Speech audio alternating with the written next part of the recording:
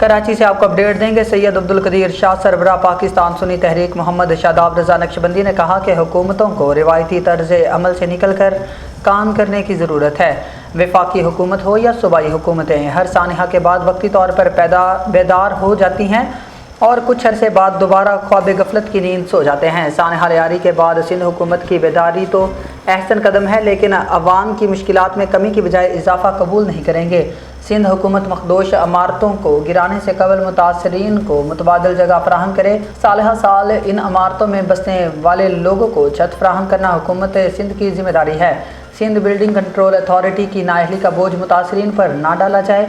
पाकिस्तान सुन्नी तहरीक मुतासरीन के साथ खड़ी है और मुतासरीन की हर तरह की कानूनी और इखलाकी मदद की जाएगी। सियासी जमातें ये बात ना भूलें कि इनको इक़्तिदार अवाम के वोटों से मिलता है, जिसका मकसद अवाम की खिदमत करना है, ना कि इनकी मुश्किलात में इजाफा करना। मुतासरीन से राब्ते और इनके मसाइल के हल के लिए पाकिस्तान सुन्नी तहरीक ने कराची की सतह पर एक कमेटी तश्कील दी है, जो मुतासरीन के मसाइल हुकूमती ऐवानों तक पहुँचाएगी।